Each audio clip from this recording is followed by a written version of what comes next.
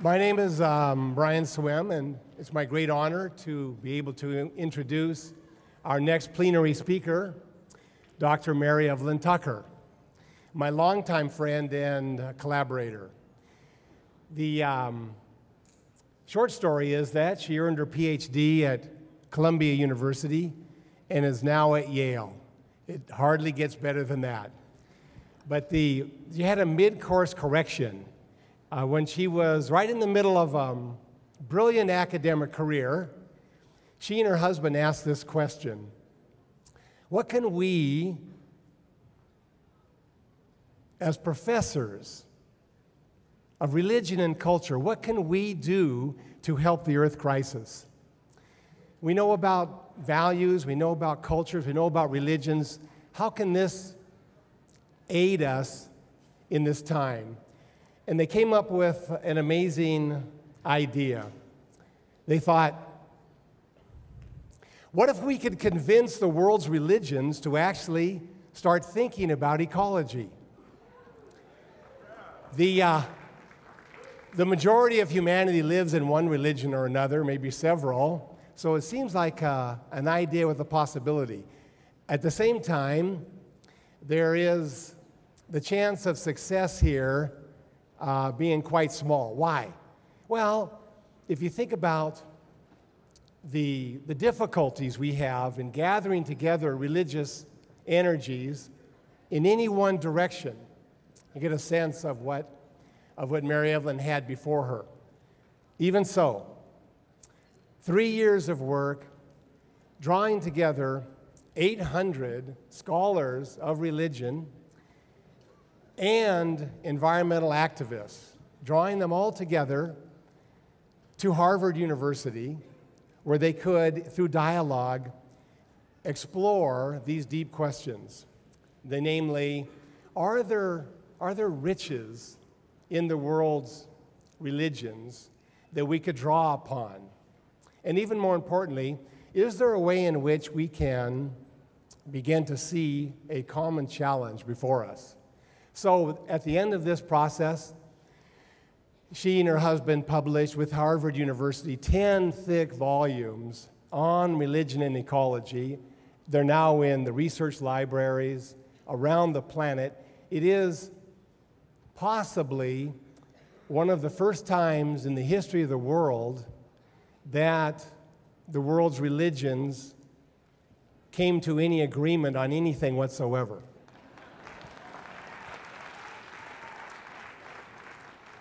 How is it possible to draw together people who have been torn apart by hatreds, a mutual hatred, animosities? What does it take? And this is the magic of Mary Evelyn Tucker.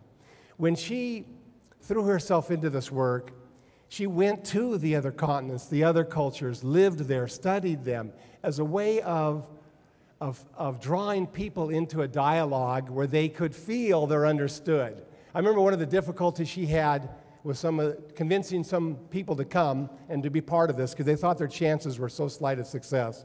But the one story I remember is this guy said, "I will come as long as I have a cup of hot coffee and a plate of fried potatoes 7 times a day."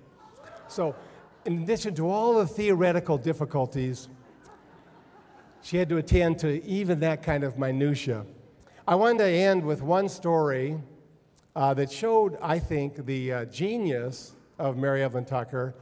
Even early on, when I met her 30 years ago, I was in New York City studying with Thomas Berry, and I arrived at this conference, a day-long conference, in which Mary Evelyn, she was only a graduate student, but already in her dialogues with ecologists, with Buddhists, with philosophers, with bioregionalists, she was a presiding intellectual presence. Fantastic. Later on the same day, I turned a corner, I ended up in the kitchen, and there's Mary Evelyn cooking the meal for the conference. My little mind couldn't put these two things together. Presiding intellectual presence, cooking the meal. And so I began to say something, and she put her fingers up to her lips. And she says, and she motioned over to the window. The window was open. So I went over there and waited, and she said, "Do you hear? no one was talking in the room, so I said, "Hear what?" And then her face spread with this radiant smile, and she said, "The peepers." And so then I heard the song of the insects coming through, and I realized the symphony was sweeping up and down the Hudson River, and because of her presence, I could hear it. And I realized in that moment who she was. Mary Evelyn Tucker is a representative from the future. She's a member of an emerging Earth community, a time when we have deep respect for our cultural differences, a time when everyone is cared for and feels at home, even if you need a cup of hot coffee 7 times a day, a time when Earth itself is loved, is adored, and we see that life is fundamentally a cosmic celebration. Please join with me in welcoming a representative from the emerging Earth community, Dr. Mary Evelyn Tucker.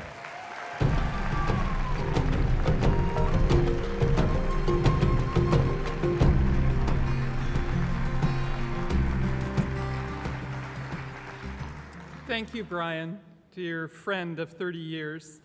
And I'd like to begin, as well as many others have, with deep gratitude to Nina and to Kenny for drawing us together, for giving us a sense of shared community amidst the pressing ecological, social, and political challenges of our times. For 22 years, Bioneers has been an immense cauldron of creativity, the place where the fires of transformation have been tended. Part of the power of Bioneers is opening up space for us to tell our stories and to share our dreams. For we are, at our core, storytelling beings and dream-loving animals.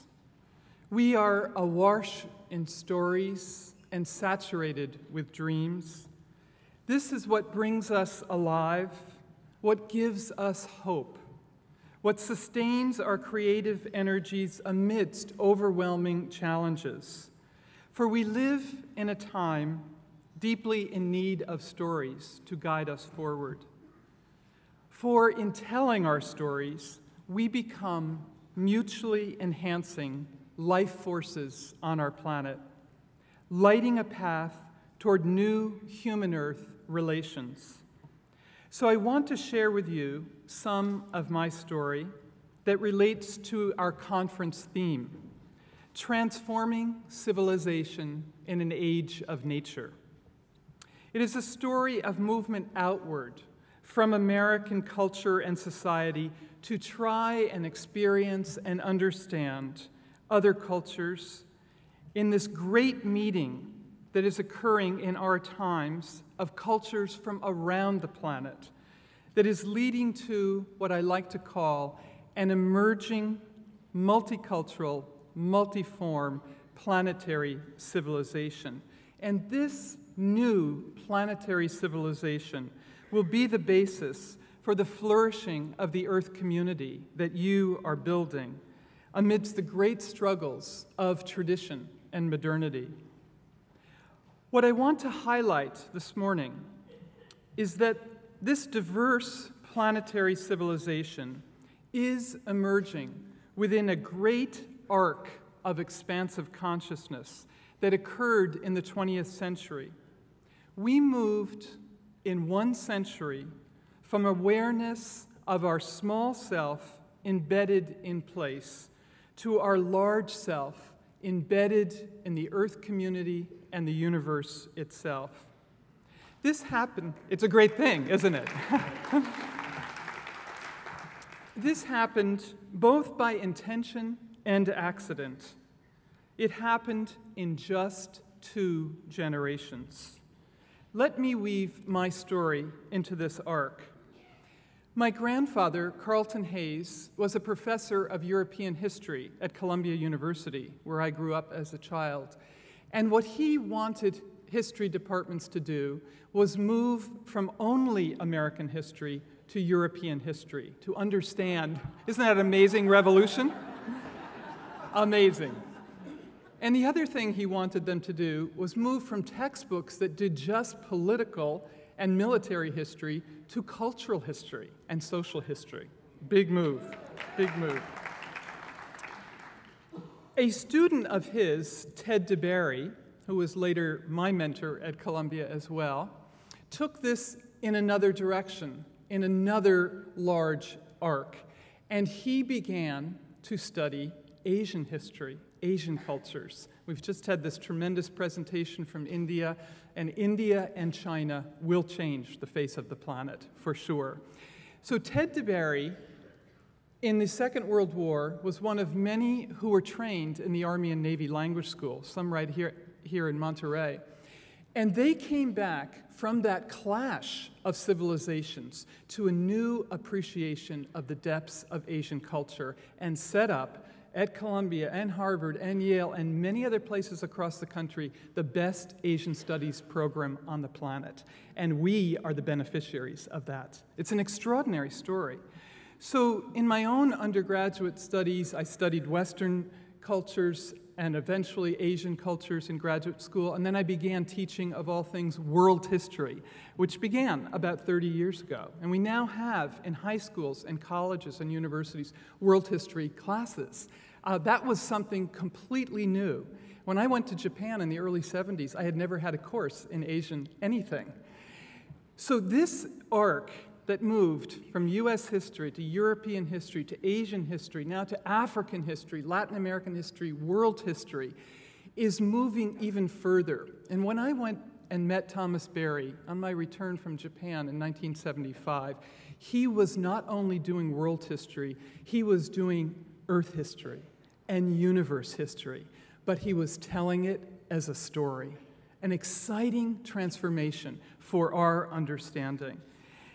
And this movement, then, is something that we are now participating in because we see ourselves as a microcosm, as this small but embodied self within the concentric circles of the macrocosm, a profound resonance between ourselves and the Earth community and the universe at large. That is one of the most important transformations of consciousness ever to take place in human history in 1 century, in 2 generations. And the good news is that right here in Marin County at Dominican University, all the first-year students are studying this large-scale universe history, and they want to make the whole curriculum, all 4 years, go in that direction. The first university on the planet to do that. This is a source of tremendous hope, this good news. For we are seeing this emerge so quickly that we know other changes can also happen.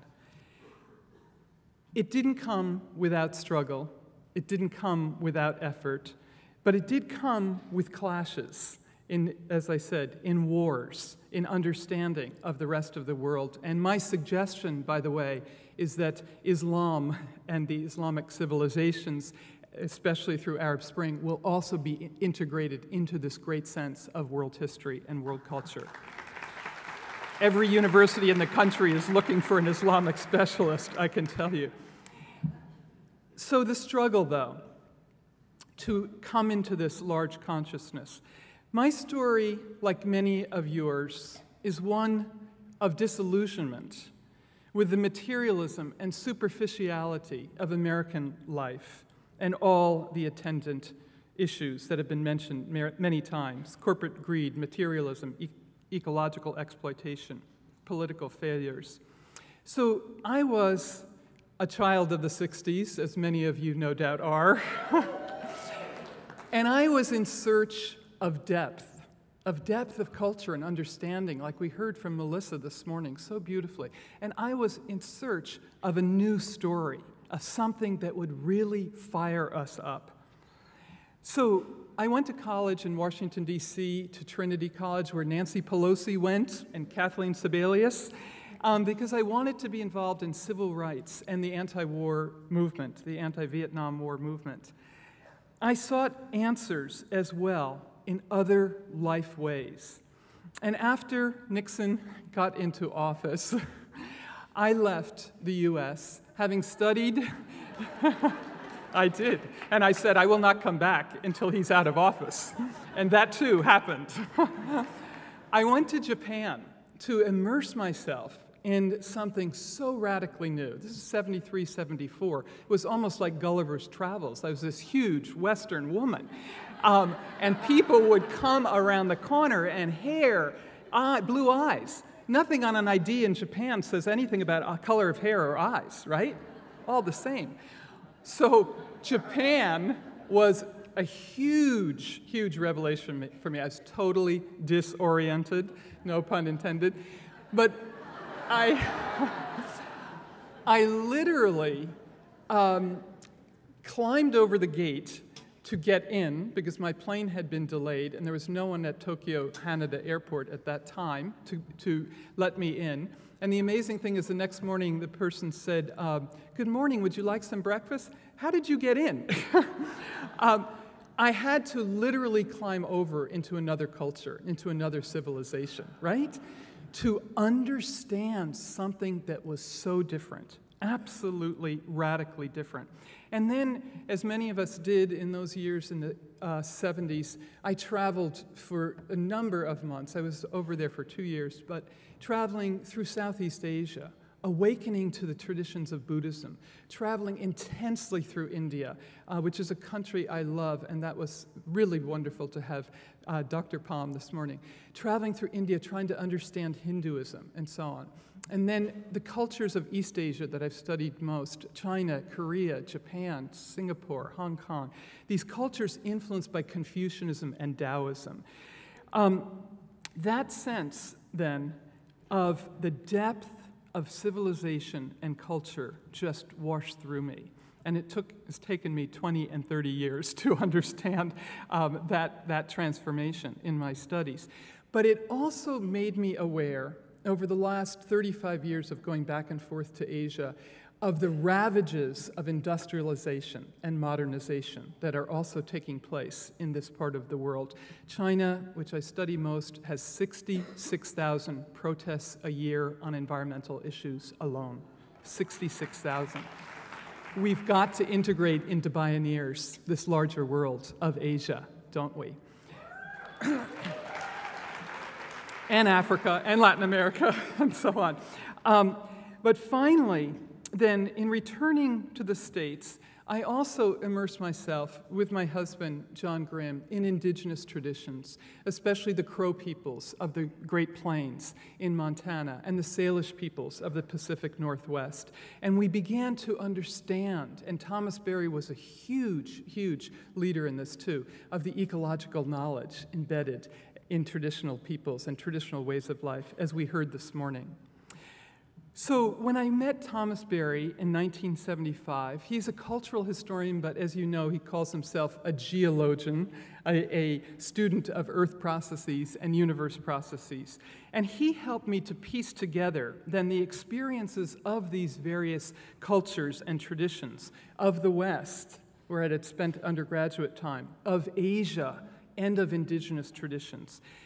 He had a vast library of 10,000 books, literally, that we eventually had to take apart, which was like a shamanic dismemberment, because it was the most amazing library of the world's cultures and civilization. And for 25 years there at Riverdale, that Brian mentioned, we had gatherings of environmentalists, of historians, and so on, because we were trying to dream together what this conference is also holding up.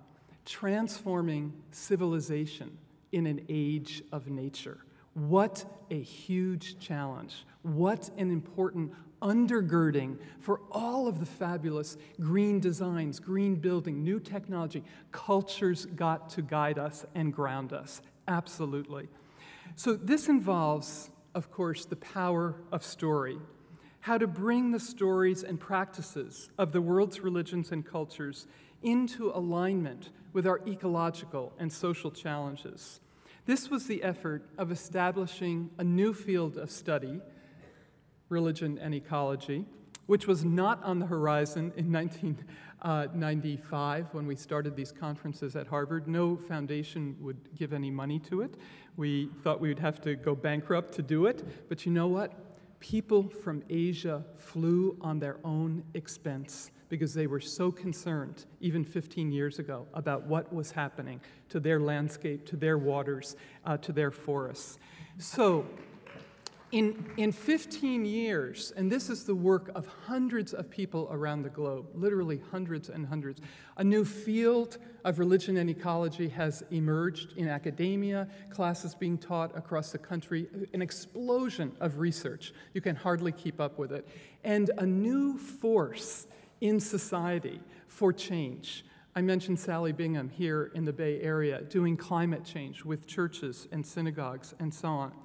But this field, then, embracing traditions of the West, we can't leave them out, even though for some of us they've been problematic. We cannot leave them out. And I have to say, counterintuitively, even this Pope, with all of his problems, has made some of the best statements on the environment, and one encyclical from that Catholic Church would affect 1 billion people on the planet. 1 billion people. And it is not impossible. It is not impossible. Things come in mixed ways. It's not perfect systems. Again, that was referred to this morning. But this mingling then and drawing forward the stories of these great traditions, Western, Asian, indigenous, for the inheritance of their ecological wisdom. This project involving 10,000 people around the planet is based at Yale. And that's an interesting story in itself because the scientists felt that they could not solve these problems without culture, without people, without a sense of the health of people and planet coming together. So in the heart of the beast, this sense of culture, religion, spirituality, and ethics is emerging with great effort and with struggle. But even to acknowledge that this is important, that science and policy are necessary but not sufficient, religion has got to be in dialogue with science, policy, economics, and so on. So this was not easy, beginning at Harvard in the huge heart of reductionistic, rationalistic academia. And I can tell you, I hugged many trees before we started those conferences. Lots of power out there. Lots of power. It was not easy, also causing breakdown in these religious traditions, to break through to some of their ancient wisdom and teaching. And yet it has released the fossilizing breaking down, right, of fossilized, rigid worldviews. It's released an energy for eco-justice, for climate justice, for restoration of people and planet, for cleaning up rivers, for planting trees, for new rituals and music, such as Paul Winter does at the Cathedral of St. John the Divine in New York, with thousands of people celebrating the earth and the solstice and so on. New energy is being released. It's a spiritual energy. You have it. We can release it together. It's an unbelievable source of renewable energy.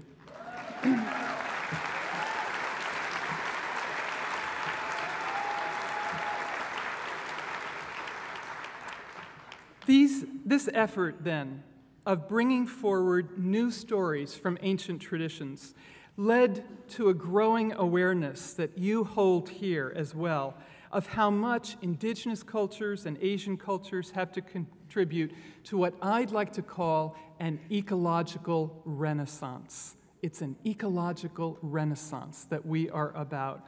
And these are cultures that have given humans for millennia a rich understanding that it's all alive, it's all connected, it's all intelligent, it's all our relatives. These cultures have held that same vision of Bioneers for millennia. In shamanism, our kinship with all life. In Buddhism, our profound interdependence. In Taoism and Confucianism, of the force of qi that courses through everything that we can cultivate in Tai Chi and Qigong and so on. These are worldviews that have woven humans for centuries and millennium into the nourishing, and transforming powers of heaven and earth. We need to bring them forward as well. What I am suggesting is that these wisdom traditions, along with our own spiritual journeys and struggles, because that's at the heart of so much of this, our own spiritual journeys and struggles. And I can tell you, I diary all the time. I am trying to work this out, just like you and me and everyone else. Between hope and despair, that's where we lie. That is where our energy is. We're in this together. That our spiritual journeys are now contributing, along with these wisdom traditions, to an emerging, multicultural, multiform, diverse planetary civilization. And what an achievement that can be. Is part of our great work. We are meeting as never before in human history in a dialogue of civilizations that does not have to be a clash of civilizations, for we can share our stories. And now, maybe most importantly, we are seeing these stories as congruent with contemporary science and the holism that is emerging there. With contemporary science and these stories that are showing us how we are part of a single, immense energy event from the great flaring forth to our moment now. Just as indigenous and Asian traditions have known, and as science illustrates, we are awakening to our common origins and our shared future. Our shared future, because there will be no future without a shared future. We are awakening then to the sense that this common origin is in the birth of the stars. They are our ancestors. They will give us energy for the future. We are realizing we are part of this vast unfolding universe that has given rise to the fluorescence of life on Earth, and that wonderful presentation this morning of our month-long dance, this huge 14 billion year dance unfolding of universe and Earth and human. In our moment, then, of awakening, of breaking down to break through, we are rejoining the Earth community. That is the power of shared stories, our shared stories as Earthlings. For we are discovering the powerful life force that lit up the galaxies and stars, created the Milky Way and our solar system, allowed water and air to encircle our home planet, gave rise to the first cell and then to multicellular life, and that same life force is calling us forward into an irreversible moment of transformation, a great transition. So our present discovery of deep time that contains our struggles is for many of us a healing context for our efforts to renew the face of the earth. To renew the face of the earth. That is what this new project, Journey of the Universe, is also trying to do. To inspire our great work forward. To suggest that just as we are creating this multiform planetary civilization in the age of nature, so too we are realizing our common story of origin, emergence, and unfolding. This is awakening in us a profound sense of wonder and of gratitude and a new zest for life. And that zest for life will be indispensable to sparking a spiritual and ecological renaissance that we so urgently need. Journey of the Universe is part of this renaissance. It is telling the story of our immense journey over 14 billion years. We are offering the great epic in a film and a book. We are suggesting this is a story which will give us a more comprehensive sense of our common origin and thus our shared destiny. In addition to the film and book, we're completing an educational series of interviews with scientists, historians, and environmentalists. The scientists give us further descriptions of the emergence of galaxies and stars and our planetary systems. Within this context of story, anthropologists and historians bring us into the rise of humans and the birth of symbolic consciousness, one of the most important ways forward.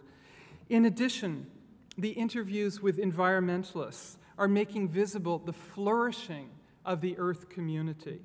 Many of those in this educational series have been partners with Bioneers and have helped spread seed pods around the planet, building sustainable and just communities, such as Carl Anthony and Belvie Rooks are doing, leading the way with alternative agricultures like Penny Livingston and many others, pioneering the creative arts like Drew Dellinger in his poetry, bringing forward traditional environmental knowledge as Melissa Nelson did. These are all part of the interviews in this project, and we thank them for their participation.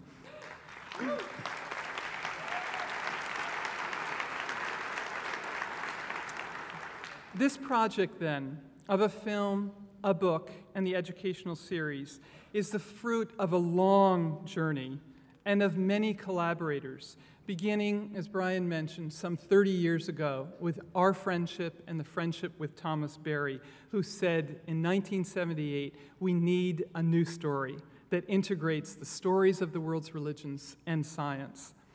This has flowed over into work with remarkable filmmakers, and I'd like to mention a few, some of whom are here today. Our director and our producer, Patsy Northcutt and David Kennard. Patsy Northcutt, let's give it up for her.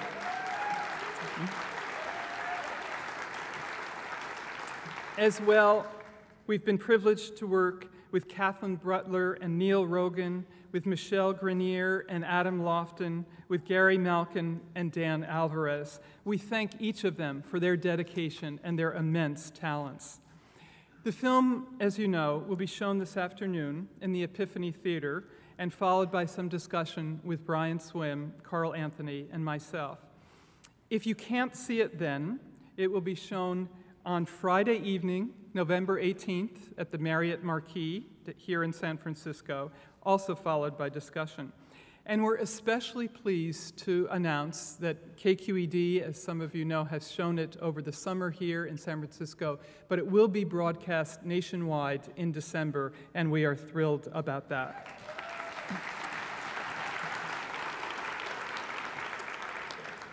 So let me conclude simply by saying this is a long journey. It's a long journey for each of us. This was a very challenging talk for me to do. And why? Because I respect the work that you are doing, because I respect the Bioneers, the leaders, Kenny and Nina, but especially because I want to see if we together can really ignite the work of these 2 decades with a deepening spiritual sensibility that has been present, but that can kindle something new for the planet. And that sense of a spiritual and ecological renaissance is what I hope will come about. I'm going to conclude with just a small clip, a little taste from Journey of the Universe, which is part of this renaissance. And I thank you so much.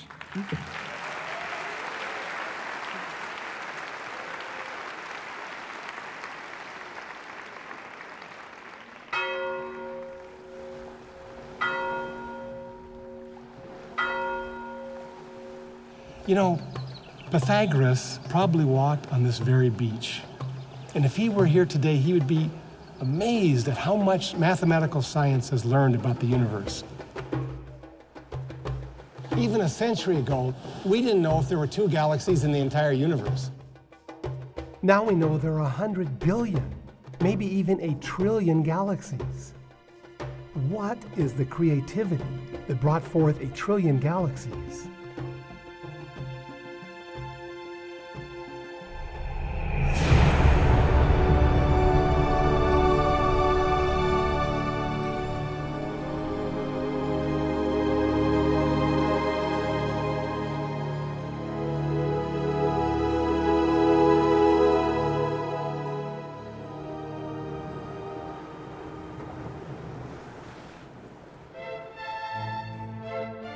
In the last couple centuries, we have learned more about the Earth than in perhaps the previous 100,000 years.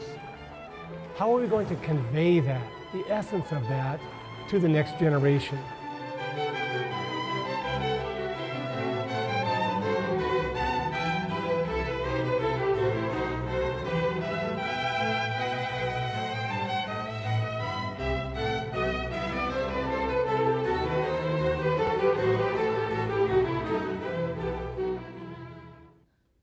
The universe began as a great outpouring of cosmic breath, cosmic energy, that then swirled and twisted and complexified until it could burst forth into flowers and animals and fish and all of these elegant explosions of energy.